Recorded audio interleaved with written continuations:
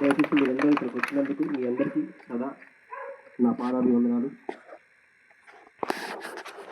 ఎందుకంటే ఇదేమి రాజకీయ సమావేశం కాదు, ఇంకోటి కాదు.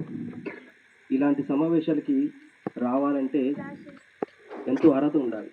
జ్ఞానము సంపాదించాలంటే మన పూర్వజన్మ సుకృతం ఉండాలి, గురువుల కటాక్షం ఉండాలి, భగవంతుడి యొక్క దయ ఉండాలి, కరుణ ఉండాలి. అలా ఉన్నప్పుడు మాత్రమే మన ఆహాన్ని, మన యొక్క విషయాలన్నీ పక్కన పెట్టి ఇలాంటి విషయానికి సమయాన్ని కేటాయించగలుగుతాం. ధ్యానము అంటే భగవంతుడికి సంబంధించింది, నీకు సంబంధించింది. ఇది ఎప్పుడు జరగాలి తెలుసా? మీరు చిన్నప్పుడు గురుకులంలో ఉన్నప్పుడు అక్కడ జరగాల్సిన విద్య ఇది. ఆత్మవిద్య, బ్రహ్మ విద్య మొక్కై వంగంది మానై వంగదు. అప్పట్లో గురుకులాలు ఉండేవి. ఆ గురుకులాల్లో బోధించేవారు. ఒక బుద్ధుడు తయారైన, ఒక జీసస్ క్రైస్ట్ తయారైన, ఒక మహమ్మద్ ప్రవక్త తయారైన వారి యొక్క ఆత్మజ్ఞానం తెలుసుకున్నారు కాబట్టి, వారు తెలుసుకున్నారు కాబట్టి వారు దైవంగా, దేవదూతలుగా ప్రకటించబడ్డారు. వారి యొక్క జ్ఞానాన్ని భూమండలానికి భగవద్గీత రూపంలో, బైబిల్ రూపంలో, ఖురాన్ రూపంలో ఇవ్వగలిగారు. అంతా ఒకటే.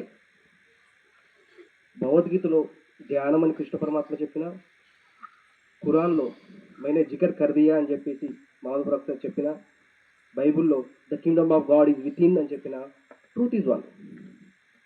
You have to understand very క్లియర్గా.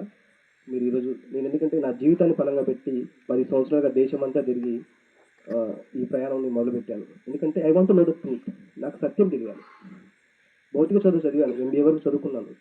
అదేమి నాకు ఎలా బతకాలో, ఎలా జీవించాలో నేర్పలే. ఈ రోజుల్లో చదువు ఎలా ఉందో మీకు తెలుసు. పొద్దుగూకులు బట్టి చదవడం, ఏదో మార్కులు తెచ్చుకోవడం, ఏదో కంపెనీలో జాబ్ చేయడం, వాడు ఏదో చిన్న జీతం పడేస్తారు, దాన్ని తెచ్చుకోవడం తెలియదు. ఇదే పని. కానీ జ్ఞానం కోసం ఎవరు చదువులు లేవు ఇప్పుడు. చదువు ఎందుకు చదవాలి? జ్ఞానం కోసం చదవాలి. Education for wisdom, not for purpose ఏదో ఎర్న్ చేయడం కోసం కాదు. బట్ అంత కమర్షియల్ అయిపోయింది. పెద్ద పెద్ద వ్యాపార సంస్థలు అయిపోయింది. విద్యా వ్యవస్థ అంటే వ్యాపారం అయిపోయింది. That's not the correct. అది ఫేర్ కాదు. అప్పట్లో గురుకులాలు ఉండేవి, ఇలాంటి చిన్న చిన్న ఆశ్రమాలు ఉండేవి. గురువు ఉండేవాడు. ఎవరో గురువు? ముల్లోకాలు, త్రికాల జ్ఞాని.